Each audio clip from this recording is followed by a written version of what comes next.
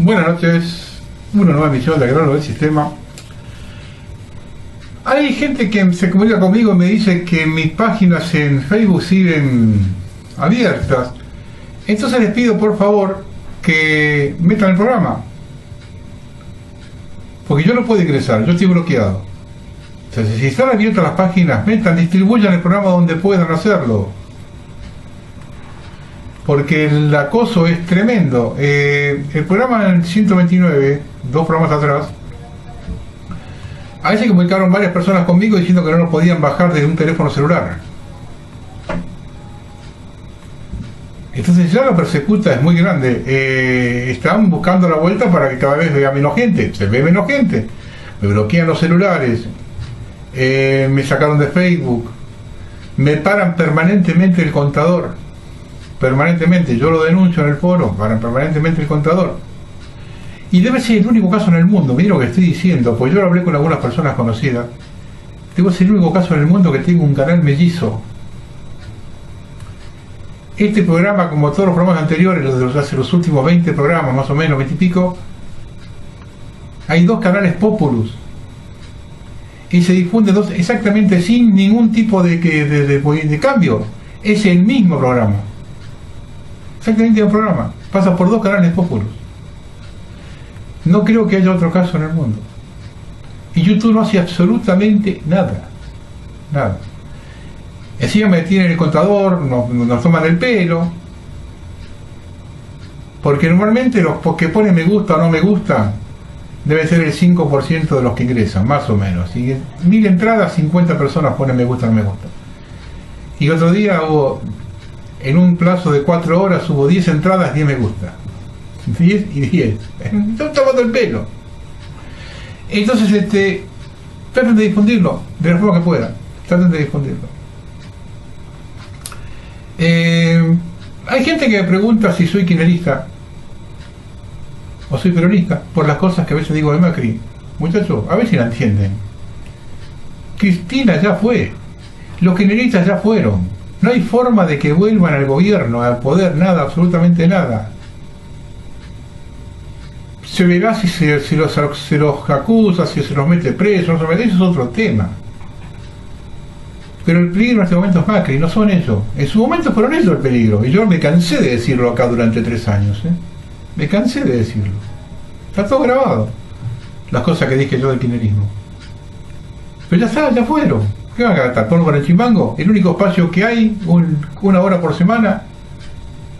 Y vamos sumarnos al coro de lo que le pegan al kirchnerismo. El problema en este momento es Macri. Que nos está llevando a cualquier lado. Van a tomar conciencia cuando termine su trabajo. Vamos a empezar con una cosa más o menos graciosa. Graciosa de un lado y qué es el otro, qué es el otro. Vamos a pasar una foto. Que es la foto oficial de la reunión del G20 en China. Donde está la foto del presidente y la bandera del país que representa. Observen la imagen que ponen los chinos. O somos un país del quinto mundo o los chinos la tienen demasiado clara. Observen esa foto. El presidente de Argentina, Franco Macri. Vuelvo a repetir, esto lo informó la agencia oficial china Xinhua.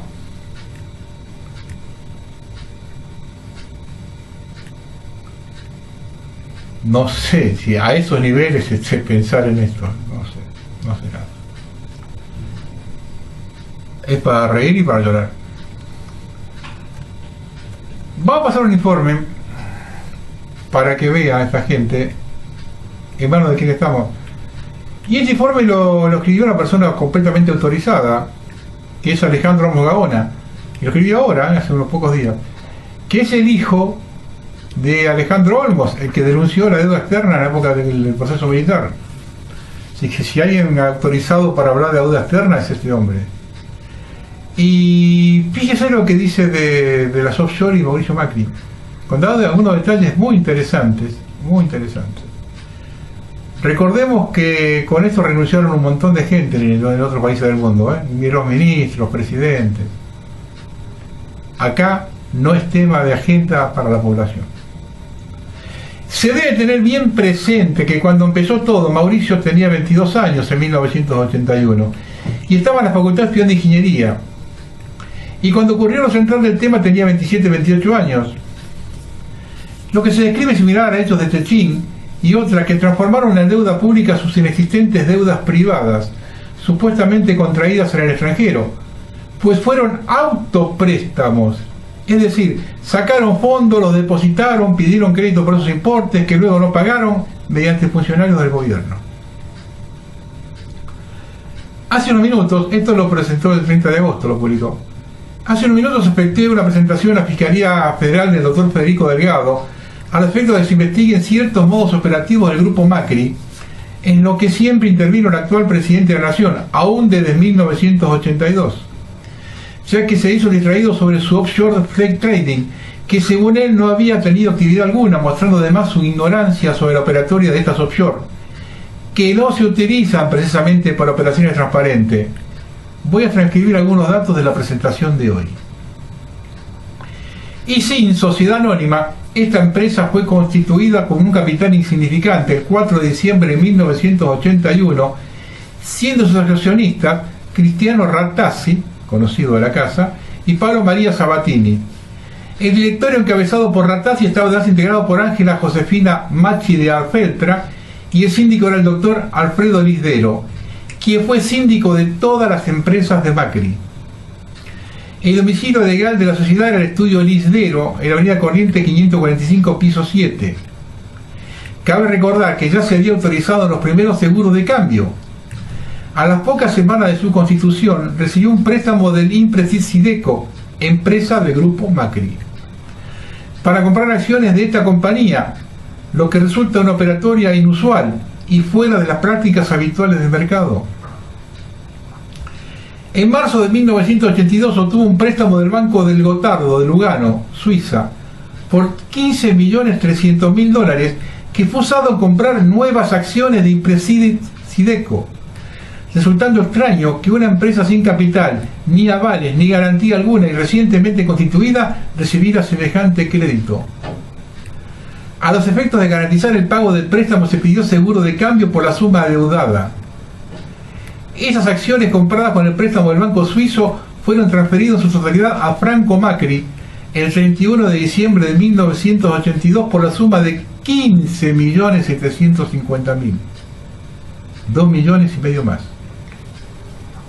Es decir, Macri vendía por un lado y compraba por el otro las mismas acciones a través de esta sociedad sin otra actividad que el negocio accionario.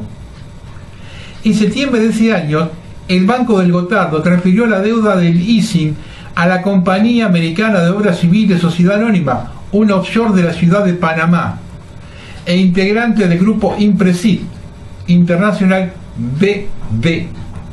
Finalmente, ISIN cedió a Fiat Concord el crédito a su favor que tenía con Franco Macri por la venta de las acciones de Impresid Sideco, y Fiat se hizo cargo de la deuda que ISIN tenía con Cadoxa por 15.300.000 y del activo inexistente de esa empresa fantasma creada deliberadamente para beneficiarse del seguro de cambio que había contratado cuando tomó el préstamo del Banco del Gotardo.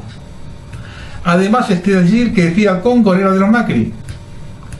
El enmarañado entramado societario estructurado para beneficiarse con el seguro de cambio fue puesto en evidencia por los auditores del Banco Central, que investigaron a esta empresa, quienes demostraron la relación existente societaria, aunque ISIN negó estar vinculada a Cadoxa.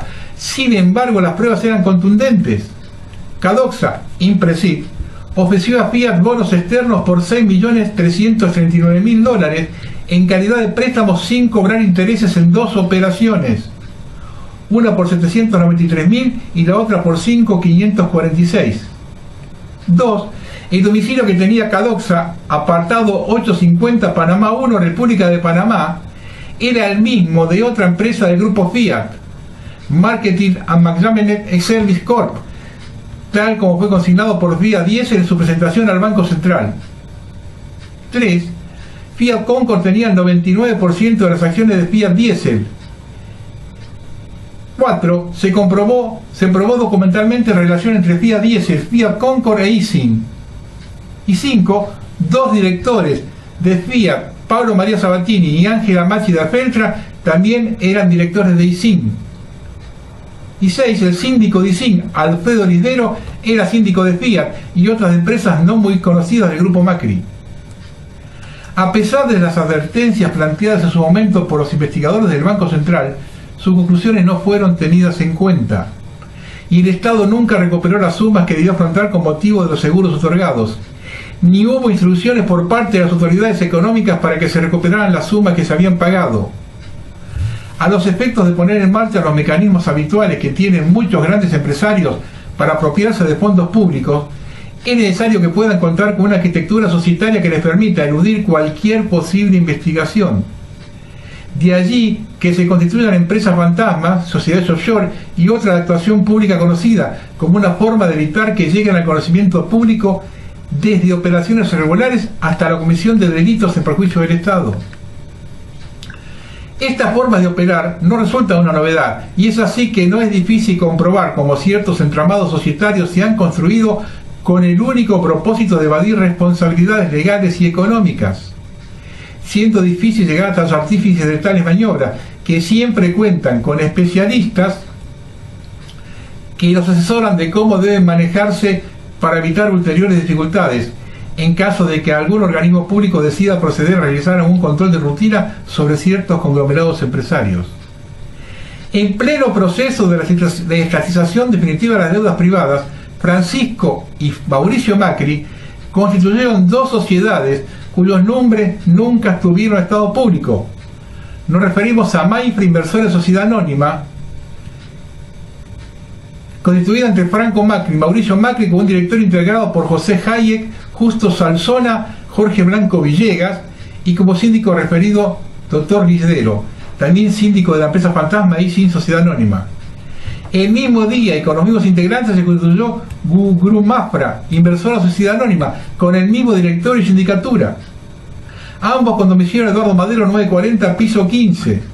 Aunque la sociedad Grumafra, Inversora, fue constituida por el grupo Macri para canalizar las diversas actividades del grupo y no fue parte del proceso de estructuración de la deuda privada, como sí ocurrió con Sideco Americana, Seven y Fiat. Sería parte de una operación no conocida del grupo que tomó estado público con motivo de la discusión de los célebres Panama Papers. Esta sociedad fue inscrita en la Inspección General de Justicia bajo el número 7033, libro 100, tomo A, de Sociedades Anónimas, anexo Foja 001, estando constituida su directorio por Francisco Macri, Mauricio Macri, Gianfranco Macri, Mariano Macri, Sandra Macri y Adolfo Lazara. Días después se constituyó SOCMA Americana Sociedad Anónima, inscrita en la Inspección General de Justicia bajo el número 7034, libro 100, tomo A de Sociedades Anónimas, estando integrada por Franco Macri, Mauricio Macri, Arturo Didelos y otro. Como veremos, siempre se repiten los mismos nombres. El 9 de octubre de 1995, entre la sociedad Grumafra y SOCMA Americana, ambas del grupo Macri, por acta del directorio de Grumafra Inversoras, se resuelve crear Over do Brasil Participacoes, con domicilio en San Pablo, y cuya participación accionaria se integra 99% Grumafra y 1% SOCMA, con un exiguo capital de $1.000, el que es posteriormente elevado a $11.360.000 en acciones que SOCMA Americana tiene en una sociedad denominada Sirin do Brasil Sociedad Anónima. En mayo de 1996, Grumafra deja esa denominación y pasa a llamarse SOCMA Sociedad Anónima, e integrada en su totalidad por la familia Macri, incluido naturalmente el ingeniero Mauricio Macri. En una de las reuniones del directorio realizadas en 1998, se otorga poder a varias personas, entre ellos el señor Norberto Januzzi Raffo, quien es simultáneamente apoderado de Flex Trading Limited, empresa que el presidente de la Nación no denunció entre sus bienes, manifestando que carecía de actividad alguna. Como sugería de algunos detalles que ya obra en la Justicia Federal, Flex Trading compró acciones de Orwell empresa del grupo Macri, pagando alrededor de 9.340.000 dólares, lo que hace suponer que su capacidad económica y sus actividades venían desarrollándose exitosamente al tener el dinero suficiente para tal compra accionaria. A su vez, eso vuelve a desmentir la supuesta inacción de Flex Trading, tal como sostuviera el presidente Macri. Repitiendo la operación realizada en 1982 con Ising, una sociedad de Franco y Mauricio Macri, Flex Trading le compran a otra sociedad, a los mismos Sogma Americana, acciones de Owl que ellos mismos controlaban. No existe ninguna explicación verosímil sobre el hecho de que una sociedad que no tuvo actividad como Flex Trading y con un capital exiguo haya podido contar con más de 9 millones de dólares para hacer una triangulación de compra de acciones entre los mismos participantes societarios, que habría que seguir investigando a los fines de desentrañar el objeto de tales negocios y ver qué existe detrás de tales combinaciones que el presidente Macri no ha declarado, como tampoco la existencia de un importante capital en la empresa que le permitió efectuar una compra accionaria, donde lo insólito es ver que los Macri se compran a sí mismos a través de los negocios que se han descrito. El sospechoso entramado empresario que el presidente Macri ha omitido en sus declaraciones excede la omisión maliciosa de activos y puede comprender la posible comisión de otros delitos, debido a lo cual todos los elementos que puedan aportarse y que contribuyan al éxito de la investigación deben ser considerados. Como lo manifestáramos en los puntos precedentes, existe una sospechosa analogía entre lo que es objeto de la presente denuncia con la operatoria realizada entre 1981 y 1982 con otras sociedades del grupo Macri, de las cuales el presidente de la Nación era partícipe y fueron parte de una descomunal defraudación del Estado. En ese momento también aparecieron offshore, en ese caso cuando me hicieron Panamá para blanquear determinadas situaciones societarias, y el modus operandi fue siempre el mismo. De allí que la sorpresa manifestada por el presidente respecto a esas operaciones no se condice con la forma en la que el grupo empresario del que forma parte desde hace varias décadas ha manejado sus negocios. Esto debe servir para reflexionar sobre supuestas honestidades que no son tales, y los manejos espurios de empresarios que, además de jugar dinero, evaden impuestos, realizan actividades que después no declaran y fingen habérselos olvidado. En un país civilizado ya estaría preso. Como mínimo ya renunciado. En un país civilizado. Entonces, de esto no le echen la culpa al kirchnerismo, no le echen la culpa a nadie. De esto no le echen la culpa a nadie. Los jueces lo están tapando. Y debe ser por eso que está, yo siempre sostengo que es el arreglo pro acá. Tapamos a uno y tapamos a otro. Y fíjense cómo sigue esto con otra cosa, porque todo se encadena. Esta gente parece que estaba toda agazapada para juntarse en el momento preciso. La cordobesa Laura Rodríguez Machado es senadora nacional de Cambiemos, presidente del bloque del PRO y una de las principales espadas del presidente Macri en la Cámara Alta. Ante todos los medios porteños se presenta como lo nuevo de la política, en contraposición a lo viejo que es el kirchnerismo. Sin embargo, su currículum dice todo lo contrario. Entre sus pergaminos, Rodríguez Machado figura haber sido diputada provincial por la UCD en los 90 partidos junto a su jefe máximo era Álvaro Sogaray, candidata a vicegobernadora por el Partido Acción por la República de Domingo Cavallo, funcionaria del ex intendente de Córdoba, el menemista Germán Cámara, y procuradora de José Manuel de la Sota. No quedó nada, no le hacía asco a nada. Además, la senadora del PRO, actualmente vocal de la Bolsa de Comercio de Córdoba, trabajó hace poco en dos poderosas empresas desarrollistas que han llevado adelante controvertidos proyectos inmobiliarios en Córdoba. Una de ellas, Euromayor, donde la ANSES tiene acciones y nunca pagó un centavo de dividendos al organismo de los jubilados, a pesar de ejecutar millonarios y controvertidos proyectos inmobiliarios. En Euromayor y la UCD, Machado trabajó codo a codo con su amigo José Luis Palazzo, un influyente y oscuro empresario cordobés, denunciado por ser un colaborador del proceso militar, ahijado de Luciano Benjamín Menéndez, padre del rockero homónimo y exfuncionario de Menem. La carrera política de la senadora Rodríguez Machado comenzó a fines de los 80 como relatora de la Comisión de la Cámara de Senadores de la provincia de Córdoba. En 1995, durante el Menemato, asumió como diputada provincial por la UCD, partido capitaneado en Córdoba por Germán Camerat, de unos recuerdos. En 1998, frente a las elecciones para gobernador de Córdoba, cuestionando la falta de ética y moral de su líder Camerat, la senadora de Cambiemos se abrió de la UCD, formó el Partido Demócrata Liberal y se asoció con Domingo Cavallo y su Partido Acción por la República. Bajo ese sello partidario con el respaldo de Cavallo, ese mismo año Rodríguez Machado se presentó como candidata a vicegobernadora de Córdoba, acompañando al ex juez Guillermo Johnson y enfrentando el binomio de la Sota Camerat. A pesar de tener todo el apoyo del Grupo Clarín, que buscaba proyectar a Cavallo como una tercera vía de cara a las elecciones nacionales de 1999, el desempeño de su Partido de Acción de la República fue paupérrimo, sacó el 5% de los votos. Por eso, luego de esa dura derrota política, decidió volver a los brazos de Camerat, a quien poco antes se había cuestionado, y postularse en las elecciones para intendente de Córdoba de ese año como vocal del Tribunal de Cuentas de la ciudad de Córdoba, por la lista de Unión por Córdoba que lleva a Camerat como candidato a intendente en la alianza con De la Sota. Bajo la lista de Unión por Córdoba, Rodríguez Machado ganó la vocalía del Tribunal de Cuentas, pero no asumió, dado que Camerat la nombró secretaria de Desarrollo Económico de la Municipalidad de Córdoba. Desde ese cargo, en menos de canta un gallo, la actual senadora del PRO lo primero que hizo fue aprobar la instalación del centro comercial llamado Dinosaurio en el sur de Córdoba, propiedad del controvertido empresario menemista, luego kirchnerista, Euclides Bugliotti, que era rechazado por los vecinos.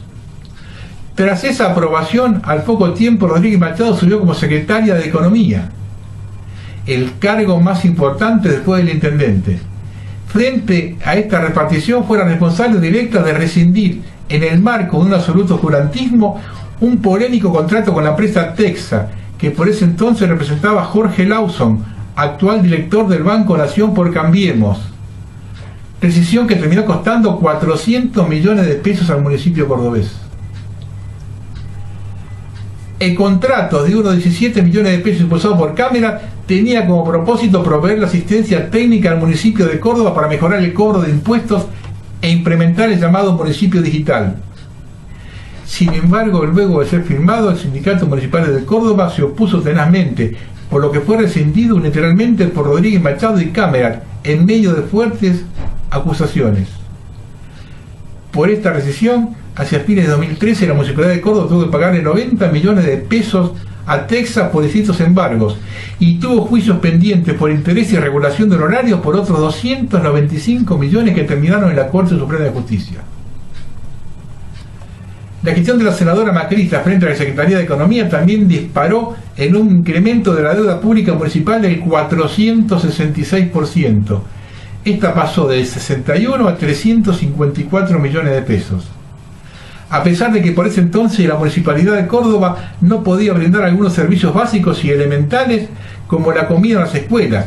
Incluso por este desprolijo manejo de los recursos públicos, Rodríguez Machado fue denunciada junto a Camerat ante el Fuero Anticorrupción de Córdoba por la retención indebida de dinero de los trabajadores municipales que debían ser destinados a pagar tarjetas de crédito y préstamos bancarios y fueron desviados a otros fines. Claro que nada melló su estabilidad política. Por el contrario, poco después de rescindir el contrato con Texa, Rodríguez Machado dejó la Secretaría de Economía y pasó a ocupar la vocalía del Tribunal de Cuentas del municipio, cargo que nunca había asumido. De esta manera, con un surrealismo propio de la vieja política, en cuestión de horas, los expedientes y actos administrativos que ella misma había ejecutado, como el de Texa, pasaron a estar auditados y controlados por ella, asegurándose de este modo un final feliz fuera de cualquier cuestionamiento. Finalmente, tras ser polifuncionario del ex intendente Camerat, Rodríguez Machado terminó junto a De la Sota, el gobernador de Córdoba y actual dirigente de UNA, con quien hoy está enfrentado políticamente, quien el 18 de abril de 2005, mediante el decreto 43305, la nombró procuradora fiscal de la provincia de Córdoba. Son unas joyitas los funcionarios de Macri. Una joyita. Una joyita. Tuvieron años para buscarlos, encontraron a todos. Una cosa que llama la atención lo que está haciendo Morales en Jujuy, porque Acá contra... esto es como dijo Chomsky, acción, reacción, solución. Eso tal cual. Creamos el monstruo, Milagro Sala, la reacción de la gente es terminar con los atropellos y la solución es copar la justicia. El gobernador Morales en pocos días logró la aprobación de un paquete de reformas que le permitieron nombrar a dirigentes radicales en puestos clave del Poder Judicial de Jujuy.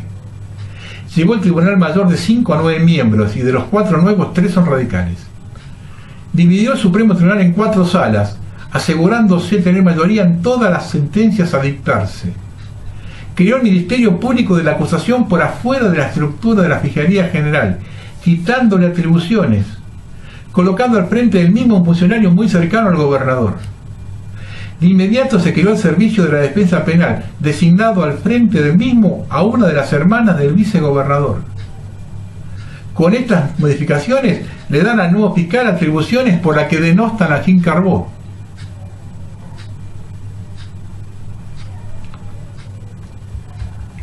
Aquí se está creando un nuevo feudo, que con el pasar de los tiempos, como ocurre siempre, será motivo de arrepentimiento cuando ya sea tarde. Da la impresión que Jujuy es un caso testigo de cómo el sistema quiere manejarse. No hay mucha diferencia entre este proceder y lo de Brasil. Analizando los cargos por los que Milagro Sala está detenida, los mismos cargos le corresponderían a Eve de Bonafini, por lo que alguno debería responder por qué una está detenida y la otra ni siquiera la pueden hacer declarar.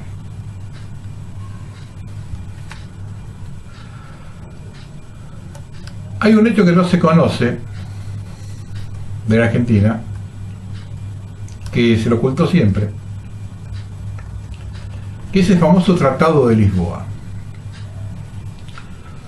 La gran mayoría de los argentinos desconoce que el Tratado de Lisboa integra en uno de sus anexos a gran parte del territorio argentino como británico. La Unión Europea reconoce a Malvinas y parte del mar argentino como británicas, y lo mismo sucede con la Antártida Argentina. Estos territorios están considerados como territorios de ultramar, bajo posesión británica. Estos territorios, si bien no son miembros plenos de la Unión, poseen beneficios especiales con los Estados europeos. Es así como los isleños tienen un trato especial con la Unión Europea. Cuando hablamos de Malvinas, estamos hablando también de la Georgia y Sandwich al sur, con sus 200 millas de agua alrededor de cada isla. Son casi 1 millón de kilómetros cuadrados. Que los territorios argentinos del Atlántico Sur figuren como británicos en un tratado organizativo de todo un continente es realmente grave. Mucho más preocupante es la inacción de los gobiernos argentinos desde que esto ha entrado en conocimiento de la Cancillería argentina. ¿Qué hizo la Cancillería al respecto? Protestas formales por la inclusión del Atlántico Sur. En el tratado hubo una que hubo en 2007 ante los Estados miembros de la Unión Europea y posteriormente Gran Bretaña. Sin embargo, la Cancillería no considera que esa inclusión en los anexos del tratado modifique en nada la cuestión de la soberanía, pues el gobierno argentino rechazó dicha pretensión, reservando y reafirmando sus derechos soberanos. Es decir, el gobierno nacional niega la realidad por el solo hecho de haber enviado una nota donde reafirma sus derechos. Mientras tanto, en la práctica existen proyectos en el Parlamento Europeo de ocupar militarmente los territorios de ultramar, y Malvinas será el objetivo principal. En la práctica, Argentina negocia con cada Estado europeo, inclusive con Inglaterra, y a la hora de los negocios jamás se menciona la cuestión Malvinas. En la práctica, Gran Bretaña ejerce la soberanía del Atlántico Sur argentino y se proyecta en el sector antártico. El proyecto europeo, un informe elaborado por expertos para el Parlamento Europeo, propone reforzar la presencia marítima de la Unión Europea mediante la europeización de la base militar de Malvinas. El documento encargado por la Comisión de Seguridad y Defensa de la Eurocámara considera clave para la estrategia militar de la Unión Europea y para la protección de las rutas comerciales contar con instalaciones de ultramar. La Antártida se rige por el Tratado Antártico, en donde ningún país puede actualmente ejercer la soberanía de ninguna porción del continente, pero sí existen intenciones de varios estados a poder ejercer en el día de mañana soberanía plena sobre las regiones del continente blanco. Son áreas delimitadas y en donde la Argentina reclama el famoso triángulo que podemos ver en los mapas. Gran Bretaña reclama la misma porción de territorio que Argentina. Conocida es la trayectoria argentina, pionera sobre este sector de la Antártida, pero no la británica. Es por eso que los ingleses, para ellos es primordial adueñarse el Atlántico Sur para poder tener continuidad en el continente blanco y sacar la Argentina del medio, cuando el Tratado Antártico ya no tenga más vigencia.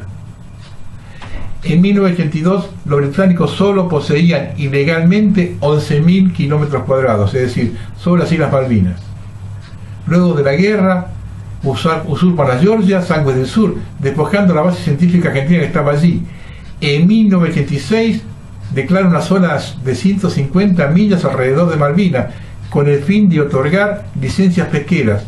En 1989, Argentina, en los acuerdos de Madrid, no reconoce, pero reconoce tácitamente que Malvinas pasaba a tener 200 millas de mar, incluidas las Georgias y las Sandwich del Sur.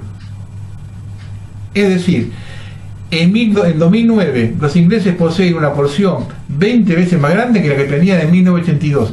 Y todo esto no es por culpa de la guerra, sino por funcionarios corruptos que firmaron la entrega de la patria en sus escritorios. La política de Cancillería sigue siendo la misma, y los ingleses no dudarán en el día de mañana de aliarse a nuestra Antártida, pues es el próximo paso. Mientras tanto, el pueblo, que cada día va perdiendo más porción de su territorio en el sur de la patria y sigue siendo engañado por sus funcionarios de turno cada 2 de abril, cuando en el discurso en cadena nacional se dice las Malvinas son Argentina y reafirmamos nuestra soberanía sobre las islas e instamos a Inglaterra que abra el diálogo por la soberanía. Mientras en la práctica, las Malvinas, nuestras aguas, nuestra Antártida, cada día más lejos de nuestra patria. Este es nuestro simple destino, señores. Y cuando planteamos eso, nosotros, los que planteamos esto, nos insultan y nos dicen de todo. Hubo un atentado terrorista grave en Paraguay, ¿no? Yo hablé hace como 2 años, creo, de este grupo terrorista paraguayo. En los atentados que hubo. 8 militares mueren en un sangriento atentado del grupo guerrillero Ejército del Pueblo Paraguayo, EPP. Una organización que actúa desde 2008. Dinamitaron su vehículo y luego los remataron con metralla. Fue en el norte, a 500 kilómetros de Asunción. Eran 2 oficiales. Es el mayor atentado de este grupo desde que apareció en 2008. El país quedó conmocionado. Según los testigos y funcionarios, a las 9 de ayer el vehículo de los oficiales que pertenecían a la Fuerza de Tarea Conjunta fue volado con explosivos colocados en el camino. Cuando la tripulación dejó el móvil fueron ametrallados. 6 murieron instantáneamente y otros 2 poco después cuando se intentaba auxiliarlos. Desde el 2008, con las víctimas de este sábado, el PP superó los 60 asesinatos, en su mayoría militares y policías, ganaderos y peones de estancia. Como presidente de la República soy el responsable de la sangre de los héroes de Arroyito y me comprometo a obtener resultados contundentes. Enfatizó Cartés, quien se trasladó a Concepción en el helicóptero de la residencia presidencial. Los vamos a encontrar y van a pagar el dolor que han causado a tantas familias paraguayas con todo el peso de la ley, expresó con vehemencia. Le pregunto, Cartés, ¿los asesinos de los otros 52 ya los encontró? Y esto me llama a mí la atención, porque a 500 metros al norte de Asunción, kilómetros al norte de Asunción, por ahí está la base Estigarribia que tienen los norteamericanos. Y tiene semejante base los norteamericanos ahí, ¿se puede manejar con tanta tranquilidad un grupo terrorista? Me parece que nos vacunan de vuelta, ¿eh? Me parece que nos vacunan de vuelta. Llegaron los relevos acá. En el 70 fue Montonero, la FARC. Me parece que llegaron los relevos. Y fíjese este detalle. A ver dónde estamos parados. Una rápida navegación por internet permite dar cuenta de su conexión con Fogoneros, un grupo guevarista argentino que opera desde el 25 de mayo de 2007. Realmente, como para culparse por la dirigencia política, está ahí como siempre más interesada en seguir prendida a teta electoralista. La crítica está aquí, yo les avisé. Yo tengo una nota que no voy a aparecer del grupo Fogoneros, donde el grupo Carles se comunica, le manda un mensaje al grupo Bonero, el grupo Bonero le responde. Es decir, hay una conexión con este grupo Bonero que se mueve en el Chaco. Ya nos tenemos acá, nos están vacunando. Quiero hacer un par de preguntas acá, a más de uno que me parece que todavía están confundidos. Es hora de saber la verdad dentro de la tercera oposición. ¿Por qué tanto silencio y complicidad por parte de la tercera oposición en el asunto de Ucrania y la maniobra del Kremlin de Moscú en el este de Ucrania, fuera de Europa? ¿Por qué se lavan las manos y no cuentan la verdad? ¿Por qué ciertos movimientos y partidos políticos nacionalistas de países de América y Europa están conectados al mismo discurso antiatlantista, antiimperialista? ¿Por qué desde la situación en Siria, Palestina, Ucrania, ciertos medios alternativos, virtuales, páginas, blogs, comenzaron a mostrar cierta vitalidad y censura a gente que pertenece a la tercera oposición a la que supuestamente dichos medios dicen pertenecer? ¿Están usando las causas en esos países para obtener reconocimiento y mostrar seriedad informativa? ¿Son tercera oposición? ¿Por qué se ocultan detrás del anonimato de páginas disidentes si supuestamente dicen estar decididos a decir la verdad? ¿Por qué apoyan al Kremlin de Moscú con Putin a la cabeza si Rusia como potencia juega el mismo imperialismo que las potencias anglosajonas atlantistas? Ya, muchachos, después de lo que está pasando en este momento en Siria y en el Kurdistán, ya se les terminó el discurso ya. Dejemos de confundir a la gente. Quiero hacer un comentario con este tema de Dilma Rousseff, porque, a ver, yo tengo cierta autoridad para poder decir esto, porque fui uno de los primeros que denuncié el Tratado de San Pablo, el Foro de San Pablo. Fue uno de los primeros que denuncié. Así que a mí nadie me puede acusar de nada. Pero me llama la atención que Dilma Rousseff está siendo condenada mediante un tribunal de excepción por un Congreso Nacional en el cual el 60% de sus miembros se enfrenta a acusaciones penales. El Senado que la juzga y la destituye no posee ninguna calidad moral, pues más de la mitad de él, 49 senadores, están acusados de distintos delitos. Contra Dilma no se consiguió probar ningún delito. Por eso se inventan otras razones como conjunto de la obra, cosa que contradice la materia del proceso venido de la Cámara a algunos actos gubernamentales del año 2015 solamente. El mismo vicepresidente a cargo tiene más imputaciones que Dilma.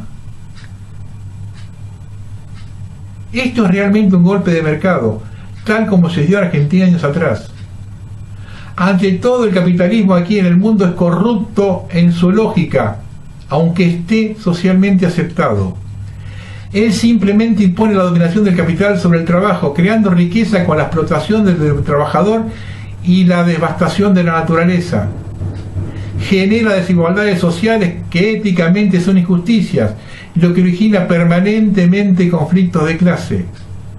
Por eso el capitalismo es por naturaleza antidemocrático. Yo lo dije montones de veces, el sistema tiene la corrupción como un ingrediente fundamental, y es el que genera las condiciones sociales, económicas, para que después vengan estos farsantes y establezcan la lucha de clases, divide la sociedad a raíz de esta gente que le deja la cosa servida.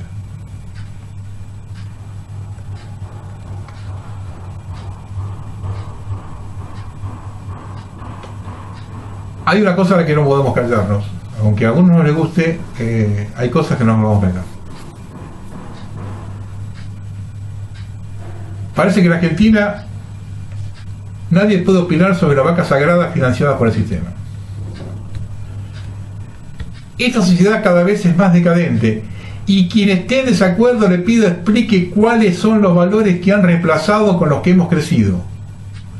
Y lo peor de todo es cuando la decadencia viene financiada por el nuevo orden mundial a quien criticamos, pero nos sumamos a sus postulados. Estos días han pasado dos hechos gravísimos que la sociedad no solo ha tolerado, sino que ha amplificado. lo primero que debemos cuestionar es la intolerancia. Monseñor Aguer ha opinado desde el punto de vista de la doctrina de la Iglesia sobre el tema de la fornicación, que ha sido bien presentado. ¿Cuántos que se sumaron al coro han leído completo su nota de opinión? Los intolerantes que hablan loas de la democracia y lo critican como fundamentalistas son más fundamentalistas aún, lo que demuestra que ninguno tiene argumentos sólidos para un debate serio. Más grave aún la actitud de Claudio Bruch. El secretario de Derechos Humanos ha afirmado que el señor obispo merece el rechazo de todos nosotros y que buscará que se le imponga una sanción del INADI. Es preocupante que un funcionario que debe velar por el respeto de los derechos humanos ejerza su función violando esos mismos derechos que debería proteger. Un llamado generalizado al rechazo de una persona parece impropio de quien debería velar justamente para que no se produzcan esas discriminaciones. En fin, luego de las declaraciones del señor Abreu y la reacción de los medios del sistema, solo era cuestión de tiempo para que acusen a las monjas de privación ilegítima de la libertad y torturas.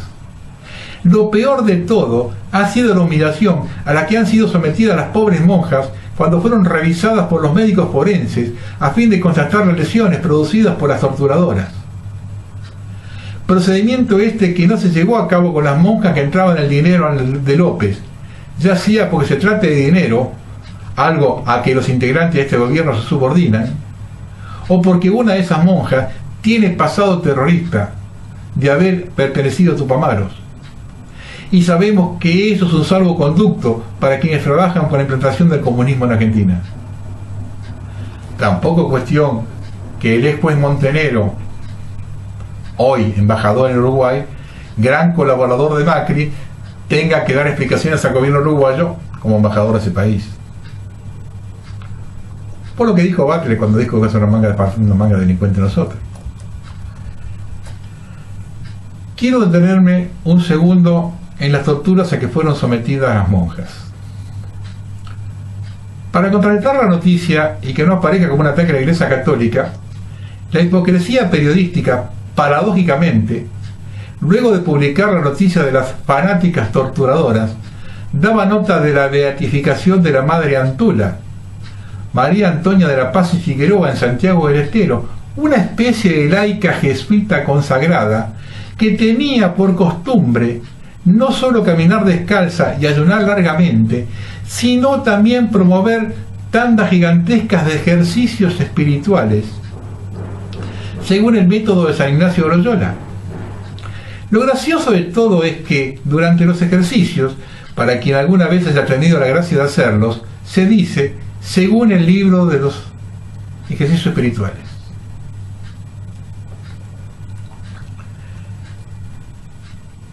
Primera manera. La primera es cerca del comer, es a saber, cuando quitamos lo superfluo, no es penitencia, más temperancia. Penitencia es cuando quitamos de lo conveniente, y cuanto más y más y mejor, solo que no se corrompa el subiecto, ni se siga enfermedad notable. Segunda manera. La segunda acerca del modo de dormir, y asimismo no es penitencia quitar lo superfluo de cosas delicadas o moles, mas es penitencia cuando en el modo se quita de lo conveniente, y cuanto más y más mejor, solo que no se corrompa el subiecto, ni se siga enfermedad notable, ni tampoco se quite del sueño conveniente, si forzan no tiene hábito vicioso de dormir demasiado para venir al medio.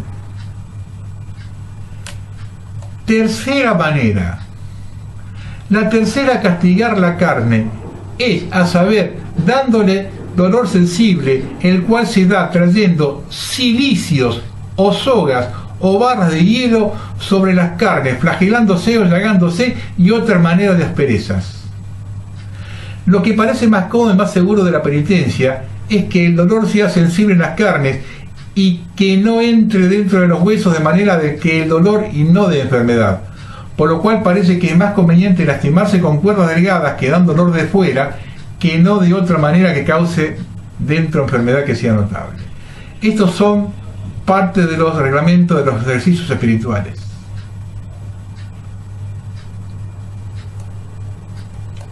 por lo que la madre Antula debería ser denunciada post-mortem por apología del delito.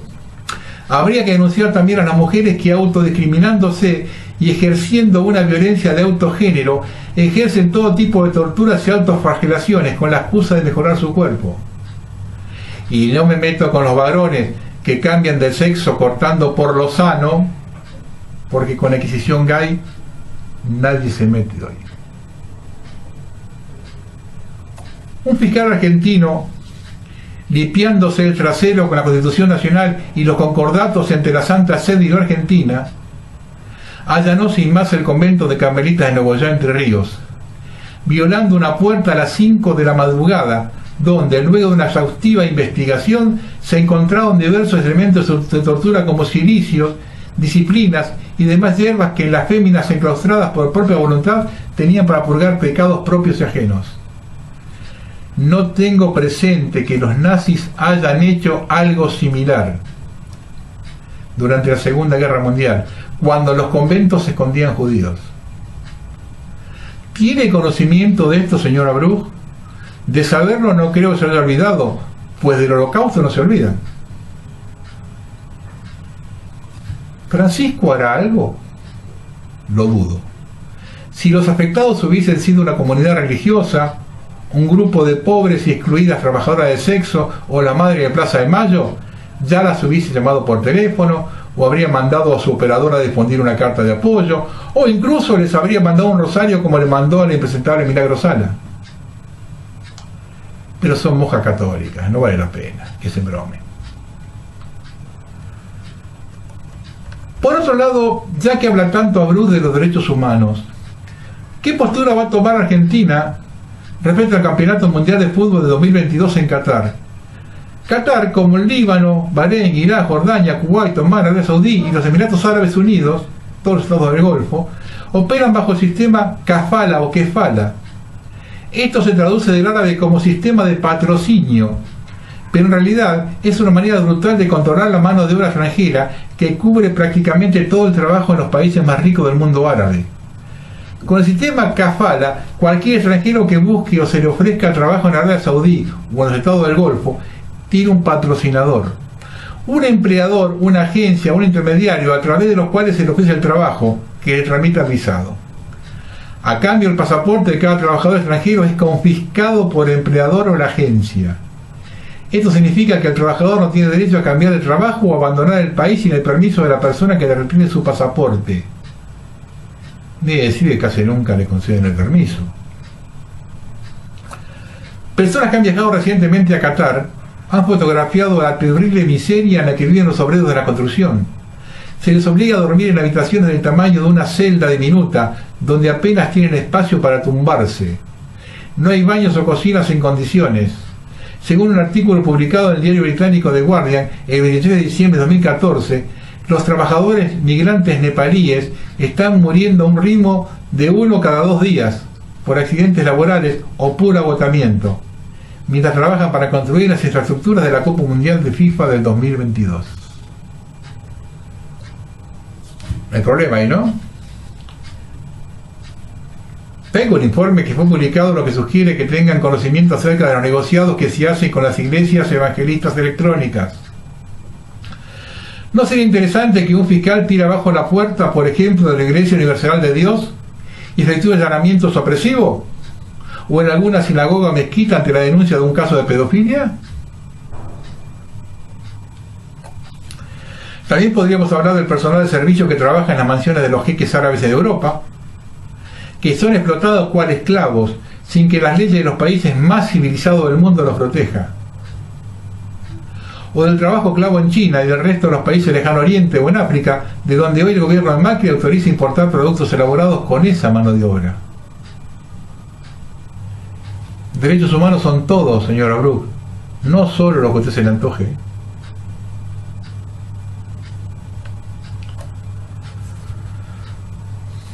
¿Usted sonríe burlonamente cuando escucha a alguien cuestionar las historias oficiales sobre los atentados de Orlando, San Bernardino, París o Niza? Se siente superior a los arquitectos, ingenieros, bomberos, pilotos comerciales y militares físicos, químicos y ex altos funcionarios del gobierno que han planteado dudas sobre el 11 de septiembre. Si es así, usted estaba bajo el control mental de la CIA. El término teoría de la conspiración fue inventado y difundido por la CIA en 1964 con el fin de desacreditar a los muchos escépticos que desafiaron a la conclusión de la Comisión Warren de que el expresidente Kennedy fue asesinado por un pistolero solitario llamado Lee Harvey Oswald, quien a su vez fue asesinado mientras estaba bajo custodia policial ante la interrogatoria. La CIA utilizó a sus amigos en los medios de comunicación para poner en marcha una campaña en contra de quienes sospechaban de la Comisión Warren, para que sean blanco de burlas y hostilidad. Esta campaña fue una de las iniciativas de propaganda más exitosas de todos los tiempos.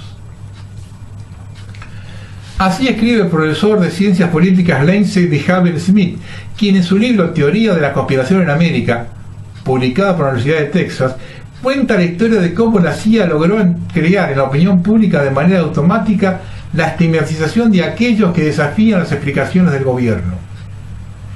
El éxito que ha tenido la CIA en la estigmatización del escepticismo de las explicaciones del gobierno ha hecho que sea difícil la investigación de crímenes del Estado contra la democracia, tales como el atentado del 11 de septiembre, con la mente del público programada para ridiculizar a los chiflados de la conspiración. Incluso en casos sospechosos como el 11 de septiembre, el gobierno puede destruir la evidencia, ignorar los procedimientos, demorar una investigación y hasta formar un comité político que imponga la historia oficial. El profesor DeHaven Smith señala que en eventos como el asesinato de Kennedy y el 11 de septiembre, la policía y las investigaciones de la fiscalía no son empleadas. El evento se entrega a cambio a una comisión política. El gobierno controla desde el principio lo que se difunde para tener la explicación oficial lista en el momento en que ocurre un crimen de Estado contra la democracia. Esto hace que cualquier otra explicación se considere una teoría de la conspiración. Ante un posible crimen de Estado contra la democracia, la CIA y otras agencias preparan los contenidos con la suficiente antelación para luego sortarlos en las redes sociales y que se populalicen muy rápidamente antes que otros conceptos compitan en la escena. El éxito de la CIA en el control de la percepción del público ha hecho que sea imposible investigar los crímenes políticos de la élite. En consecuencia, la traición puede ser ahora la política oficial del gobierno de Estados Unidos. Ya saben, a partir de ahora, el que me diga que soy un conspiranoico, le digo, usted trabaja para eso, está en el control mental de la CIA. Yo soy conspiranoico y el que me ataca está bajo control mental de la CIA. Esta clase de dirigente vive en un submundo alejada de la realidad. Con el malestar y la situación de la población, en el Congreso se debate aumentar entre 50 y 70 diputados más, conforme a los resultados del último censo. Es no tener ningún tipo de vergüenza, importarle un rábano a la sociedad y reírse en la cara de millones de ciudadanos. No, los políticos de Argentina son increíbles. Tengamos en cuenta que cada diputado, como mínimo, son 20, 25 personas que van a trabajar ahí, con ellos, asesores y todo el tipo. Le usan los zapatos, le arreglan la corbata. Así que tenemos 50, 70, tenemos 1500 personas más, sin ningún tipo de problema. Entonces, el resto del pueblo trabaja para esta gente, No tiene vergüenza, no tiene vergüenza. Países que haya pedazos, no tienen vergüenza. Miren personas que haya protestado, no tienen vergüenza. Si las privatizaciones comienzan con la educación, está más que claro el rumbo que quiere tomar este gobierno. Es el nuevo orden mundial con todas las letras. En su tema detallaron que empresas como Bayer y Coca-Cola desembarcan en las escuelas para ofrecer propuestas pedagógicas con el aval de la cartera educativa bonaerense. Alertan sobre un intento de mercantilizar el sistema educativo a través del desembarco de fundaciones pertenecientes a corporaciones multinacionales que promueven espacios de formación docente y propuestas pedagógicas. Advierten una posible secuencia de privatización en algunas áreas de la educación con injerencia de empresas como Bayer y Coca-Cola en políticas que las tiene que desarrollar el Estado. Este programa resulta mucho más inquietante considerando la suspensión del Programa Nacional de Formación Permanente. Muchachos, si vas a privatizar los contenidos, Mauricio, te sacás la careta por completo, ¿eh? El que no te quiere ver es un idiota, ¿eh? Si empiezas a privatizar los contenidos de la educación, te estás sacando la careta por completo. El que no la quiere ver, ya para mí no existe. Vamos a terminar. Es inevitable hablar del tema del médico que mató por cuenta propia, defensa propia. Lo primero que hay que decir es que la justicia tiene diferentes varas para manejarse según el imputado sea de la clase media.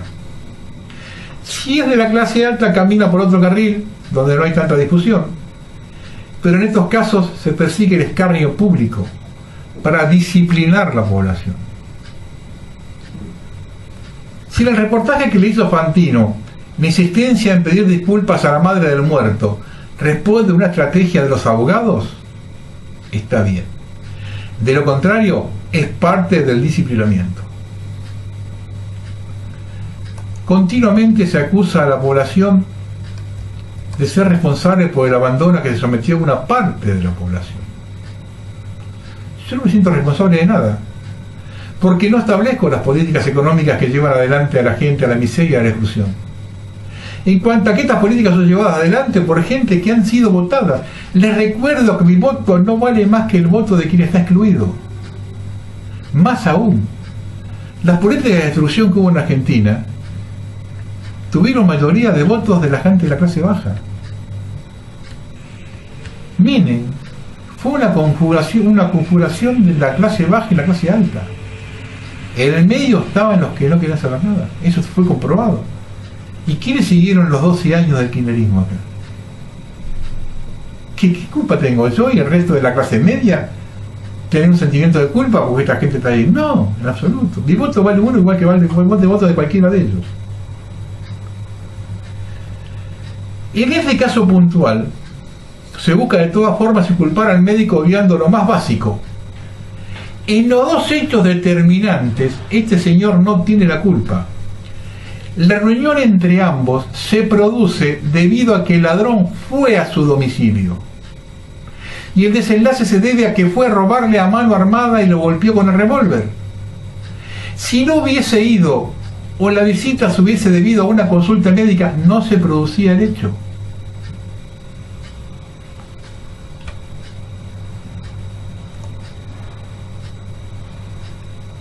Y ahora resulta que, ¿qué es lo que se pretende? Disciplinar a la sociedad. Enviar el mensaje de que se dejen de robar el esfuerzo de nuestro trabajo, que los vivos nos asesinen. ¿Ese es el mensaje? ¿Dejarse robar, dejarse violar, dejarse que nos maten? ¿Sí? La respuesta es sí. El objetivo es disciplinar a la sociedad, decirle en la cara a la clase media que está de más en nuestro país, no está incluido en el proyecto de la agenda global. Observen este detalle. A este hombre se lo tiene juzgado a ver si se extralimitó en la defensa propia. A ver. Estamos hablando de gente que no tiene la menor idea porque nunca les pasó absolutamente nada. El tiempo que puede haber transcurrido entre que este hombre fue a buscar su arma y lo mató pueden ser 5 segundos. Hablen con cualquier persona que ha tenido un problema de estos, que ha entrado gente en su casa. Esos desenlaces se producen en 5 segundos. Así que vamos a jugar a una persona porque en 5 segundos no pudo discernir si le estaba accediendo en su defensa propia. Bueno, esta es la justicia de la Argentina, que nos lleva hasta la situación de inseguridad más alta de la historia, y esta es la justicia de la Argentina, de un país que se han robado más de $1 billón de dólares y no hay una sola persona presa. Esta es la justicia. Entonces, ¿esta es la justicia que queremos que creer? No, esta es la justicia que trabaja para el nuevo orden mundial.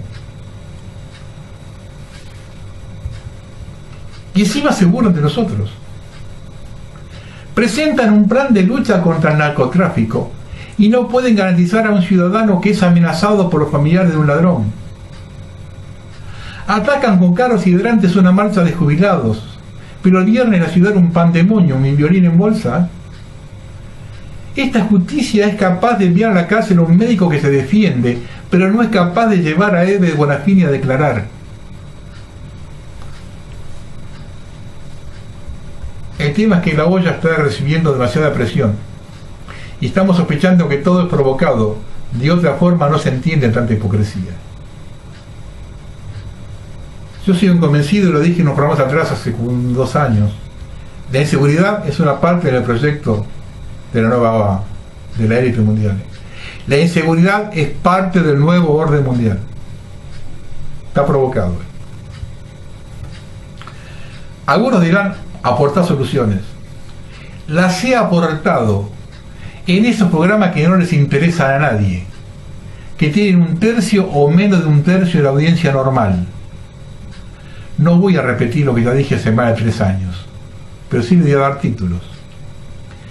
La única solución es dar lo que ellos piden, es decir, igualdad de condiciones.